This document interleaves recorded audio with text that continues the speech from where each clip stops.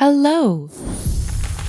We have two stories today, and our first is a doozy. It's about a woman whose entire life was sabotaged by a jealous family member.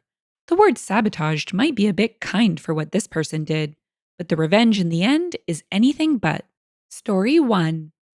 I need a little advice on the matter as I don't know what to do anymore. I was 21 when my fiancé asked me to marry him. He was the absolute light of my life. We had known each other since preschool.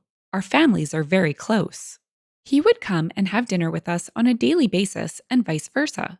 He doesn't have any siblings, but I have two older sisters, which is very important as he was also very close with them. We grew up together. When we started dating, I don't think our parents stopped celebrating for weeks.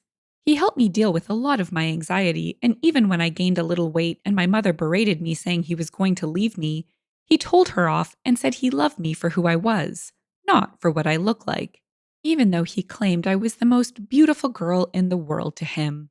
We were only engaged for 6 months before the incident. My middle oldest sister, let's call her Nikki, was a very cold person. She never showed any affection.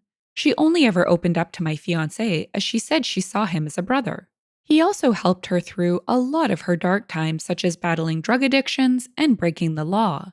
She and I never saw eye to eye. I loved her dearly because she was my sister, but didn't like her as a person. Out of the blue, she tells me she wants to take me clubbing, as we had never been together before and she felt bad that she was so distant to me. I agreed, and that night we went out.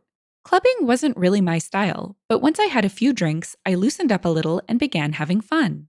The night was going smoothly until Nikki spotted a guy across the room who she claimed she wanted to climb like a tree. She walked over to him, and within a few minutes she was back, and she had a sour expression on her face. I asked her what was up, but she never said anything. I kept pressing because I didn't want our night to be ruined.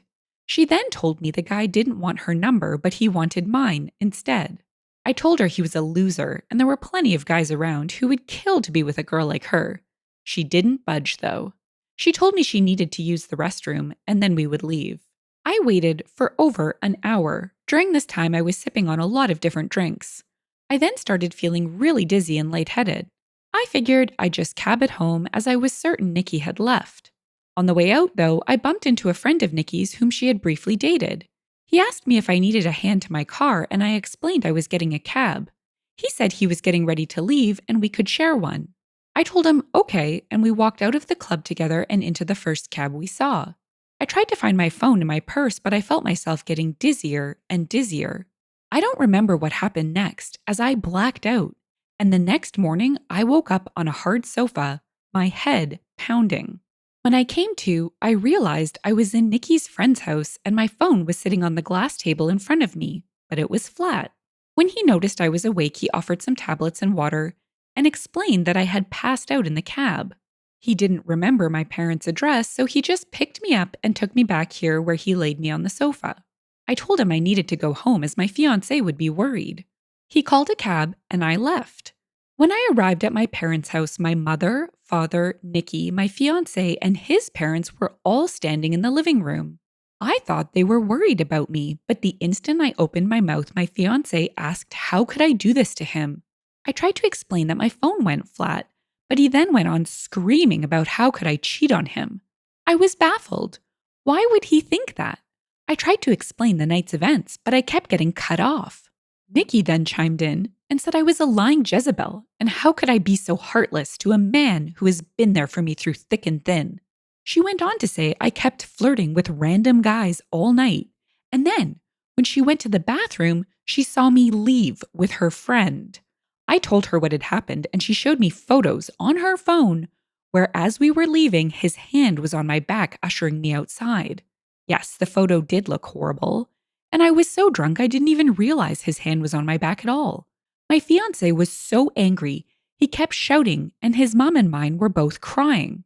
I then asked Nikki to call her friend, and he would confirm nothing happened. But when she called him, he told a completely different story.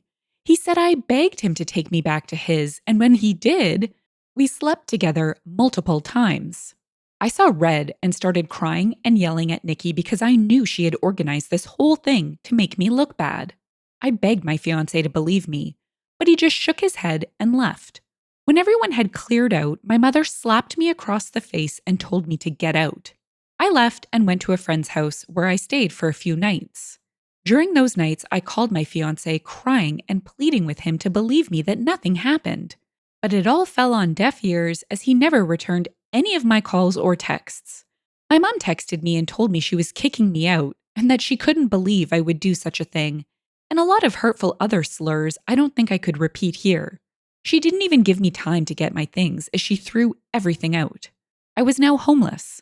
None of my family would take me in as they chose my fiancé and mother's side. I was homeless and single in less than a day and a half. My entire world had been taken away because of Nikki's lies.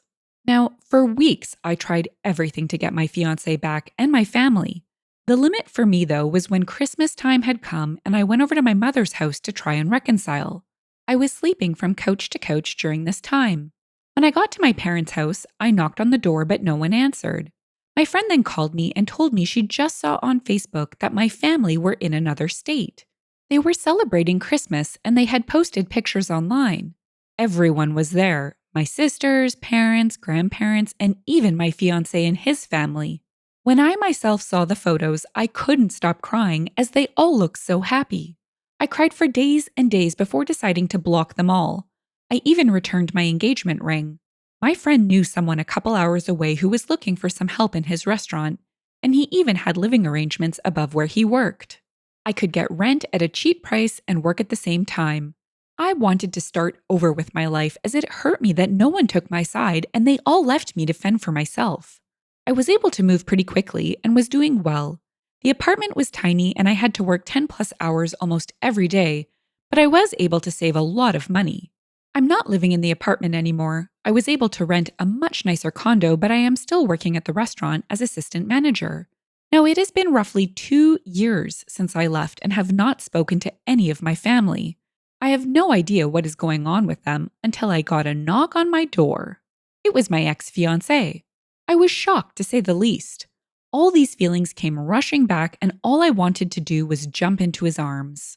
But then I remembered the pain I had felt and tried to slam the door in his face. But he stopped it and asked that I let him explain. He said that Nikki had gotten married and she had confessed that she lied about the situation. She said it was because she had found someone she loved so much and realized what a horrible thing she had done. I asked him how he found me, and he said my friend told him. My entire family had been trying to get in touch with me and want to see me. I told him I needed time to see if I even wanted to have them in my life. He left, and I have been a mess since. I don't know what to do. I know I will never, ever forgive Nikki. She could rot for all I cared. But it's hard because my other family and fiancé didn't know she was lying. But I also felt like they abandoned me too quickly without letting me explain my side. I don't know if I should forgive them. Any advice would be much helpful. In the comments, Commander Sparkle said, "You deserve an amazing family, and you need to think carefully about the family and fiancé who dropped you so quickly. Plus, your sister is a psychopath, and that's me being polite. She put you in such a position of danger for her own gain and destroyed your life. I can't believe also, given her past, that your parents would side with her on this." Beanie Boru said, "Facebook post this story? Tag them all." Recycle Bin 900 added, "Yes, name and shame." OP, stick with your no contact route, my goodness. Pretty sure your sister drugged you so she could make up this wild story and ruin your life. And the fact that the rest of your family didn't even hear you out is beyond ridiculous. Was no one questioning why your sister was taking photos while you left, instead of making sure you were okay? And what about checking in to make sure nothing happened while you were missing overnight? These people practically threw you out with the trash.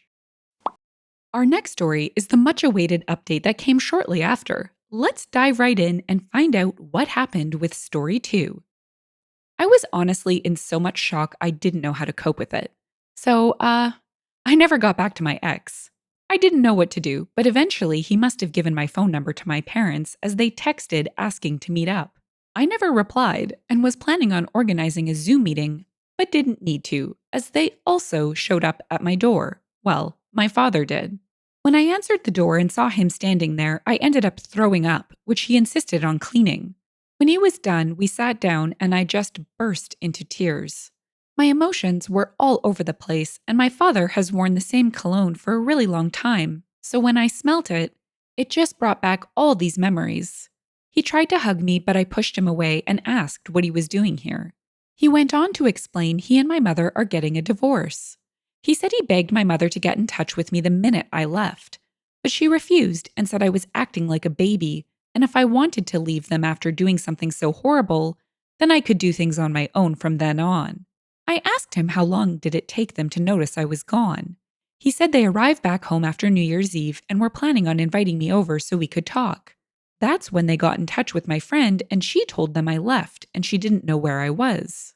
I asked him why he didn't listen to my side of the story and why did they throw me away so easily. He just started crying. He said he never meant for things to get so out of hand and he wishes more than anything he could take it all back. I said when they found out Nikki was taking drugs and had dropped out of high school, they didn't throw her away. Instead, we all went on a holiday so she could focus on things besides drugs. And during that trip, she got hooked on alcohol. And each time they defended her over and over. He said he had no idea my mother was going to kick me out. He thought it was going to be for a few days, but then they decided last minute to spend Christmas out of state. My mother apparently promised him I would be allowed back home after they got back. I said she threw away all my stuff, but he said everything was still there and she lied about that. I asked him what has happened to Nikki, and he said she is dead to him. He wants nothing to do with her, but my mother has been crying to him, asking to forgive Nikki, as she is not well, and they had already lost one daughter. They cannot lose two. He blocked my mother and Nikki and has been on my ex's case about finding me. My ex caved in when my dad said he blocked my mother and Nikki and told him where I lived. I asked that he never show up again unless I give him permission, and he agreed. He asked what would happen now, and I said I really don't know, and that he hurt me really bad. I then just went into detail about how much he hurt me, and what it felt like seeing them so happy without me, and how hard it has been. We were both crying by the end of it, but I was really glad I got it all out. It felt like a huge weight had been lifted off my shoulders. My dad then said he knew a few places around the area and would help get me a better apartment, and he said he would help get a better job. But I told him I wouldn't be leaving this job as my boss helped me out so much, and I wanted to repay him at all costs. I said I didn't want him to do anything for me. Also, I said I do want to reconcile, but it has to be on my own terms, and it is going to take a very, very long time to trust him again, and I may never trust him again. He said he would do anything to make up for what he did. I asked him why Nikki did this and if she said anything about it. Well, she said she thought my ex deserved better than me and she wanted to see him happy because he was making too many sacrifices in the relationship. She loved him like a brother and wanted to break the engagement off. So that night she asked her friend to come and escort me out of the club so she could get photos and to take me home so her plan could work. She said nothing intimate happened. I went to sleep on the sofa, and that was it. He was up playing video games all night until I woke up, which he has proof of apparently. My dad was planning on getting my stuff from my mother's house and bringing it to me, but I told him I didn't want those things anymore. I then went to ask about Nikki's husband, and he said my mother has been hush-hush with the entire situation. But he had his number and wrote it down for me. After my dad left, I decided to call Nikki's husband. I was sweating the entire time and felt so sick. What if I could hear her in the background? Well, anyhow, when he picked up, I just spit everything out, which I deeply regret because I should have eased into it for him. He sounded really confused, and I explained the entire situation again. I even went into detail about her drug and alcohol problems. I was honestly expecting him to curse me out and defend Nikki. Instead, he let out a long sigh, and, well, turns out, he had a feeling she wasn't exactly innocent. Turns out her and his sister have been having problems, and she has been spouting nonstop lies about his sister and has caused a huge rift between them. His sister didn't even attend their wedding. I told him I was sorry, but he should make things right with his sister because Nikki was the problem, not her. We spoke a little more and he hung up.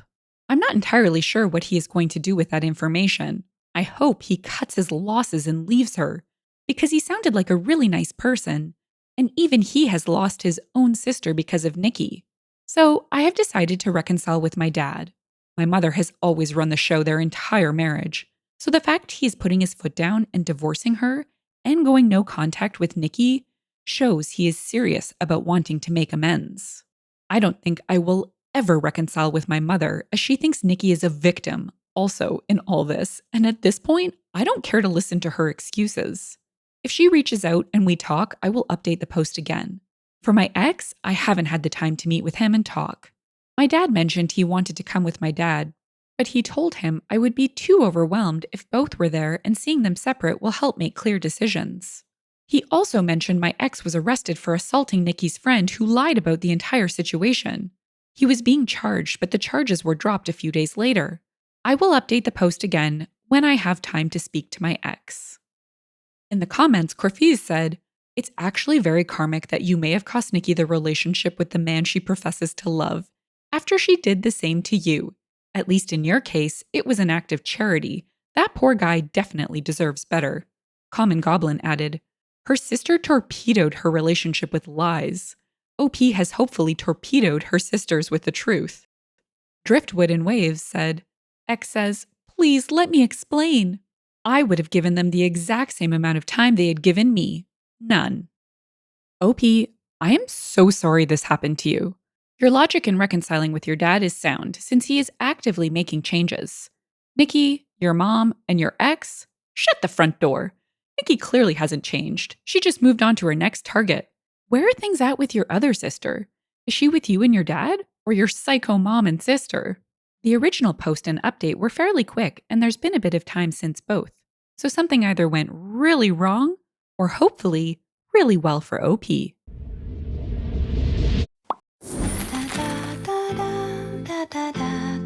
If you've enjoyed the story and would like to hear more, consider liking, subscribing, and leaving a comment. Thanks, and bye for now.